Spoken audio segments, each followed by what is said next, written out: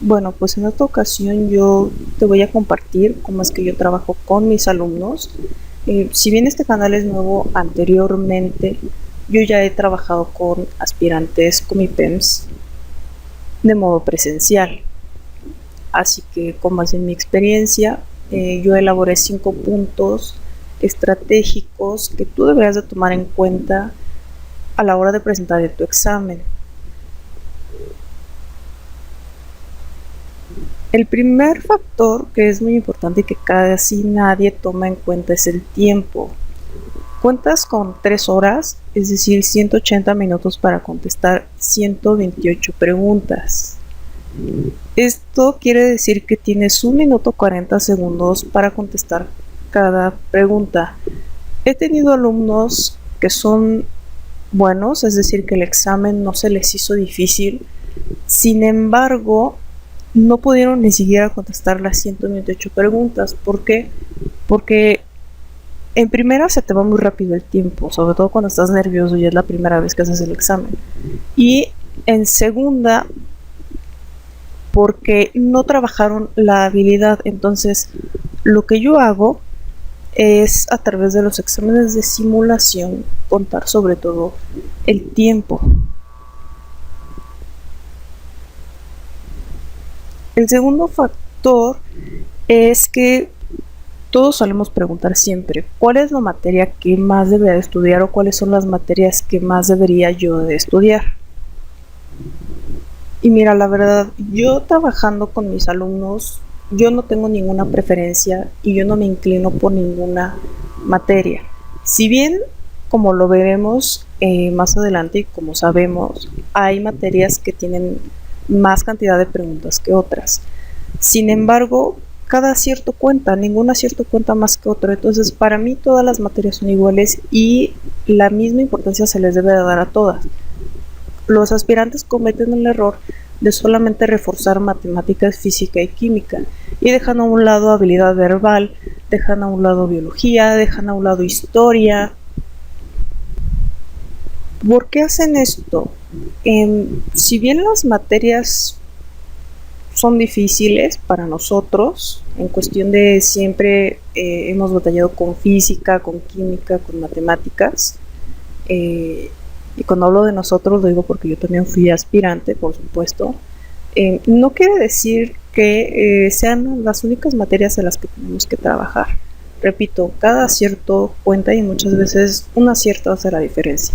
Se han sabido de casos de aspirantes que se han quedado a un solo acierto de su prepa o de su CECIT o de la opción que hayan elegido. Entonces, dale la misma importancia a todas. Yo sé que a lo mejor hay algunas que se te facilitan más que otras, pero no importa. Dale la misma importancia a todas y vas a poder sacar un resultado equitativo. De nada te sirve tener todas bien en matemáticas si vas a tener todas mal en biología y en historia universal, por ejemplo. Entonces, tómalo muy bien en cuenta. El tercer punto es la comprensión lectora. Y yo creo que eso es de lo más importante. Lo más importante no es aprender a resolver ecuaciones ni de primer ni de segundo grado. O sea, la comprensión lectora es muy muy importante, ya que es un examen, digo, para quienes ya hayan hecho este examen saben que tiene un texto muy confuso, pareciera que son preguntas capciosas. Entonces, no tienes el tiempo como para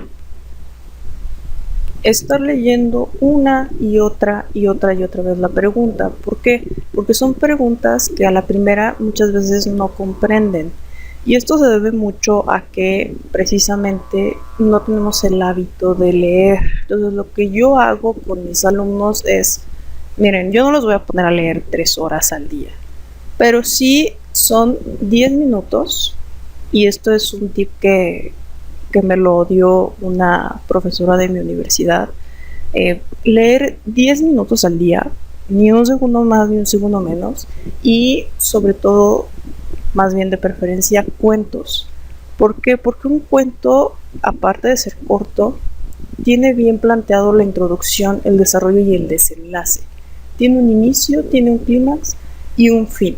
Entonces, para estos exámenes necesitas entender la idea central, necesitas saber qué es lo que te pide, porque eso es lo que suele hacerles perder mucho tiempo y que al final no les alcanza el tiempo para contestar todas las preguntas. Entonces, desde ahora ya lo sabes y desde ahora tómate tus 10 minutos para leer un cuento corto de tu preferencia y diario. Eso te va a ayudar mucho a que no tengas que estar leyendo las preguntas una y otra vez, porque lo que necesitas es tiempo. El punto número 4 es la organización. Por supuesto que para todo necesitamos disciplina. Crea tu horario. Es decir, yo no te voy a decir qué materias estudiar, cuántos días y cuántas horas. Eso es algo que tú tienes que dividir de una manera equitativa. Te repito, no le des nada más de importancia a matemáticas, a física y a química. Lo que yo recomiendo es que si vas a estudiar, por ejemplo, en un día 2 materias, estudia una teórica y una práctica. Es decir, puedes estudiar biología y matemáticas por día. ¿Para qué? Para que no tengas ese conflicto de estar viendo todo el día matemáticas o todo el día estar leyendo. Leer determinado tiempo al día y resolver determinados ejercicios matemáticos al día. Lo tienes de una manera equitativa y no te cansas de estar estudiando una y otra vez lo mismo. Y el punto número 5 es, sí, el miedo a equivocarte. Yo siempre les digo a mis alumnos, equivóquense aquí. ¿Por qué? Porque en el examen ya no se van a poder equivocar. Y es lo mismo que te digo aquí. Si tú tomas el curso, yo no tengo ningún problema con que tú preguntes una y otra y otra y otra vez. ¿Por qué? Porque para eso es un curso. Para eso estás practicando y para eso vas a hacer exámenes de simulación aquí y en el curso que tú quieras. Pregunta. ¿Por qué? Porque cuando llegues en el examen, esas preguntas que no hiciste te van a llegar a la cabeza y vas a decir, ¿por qué no pregunté? Entonces, lo peor de todo es de que en ese momento nadie te va a poder responder.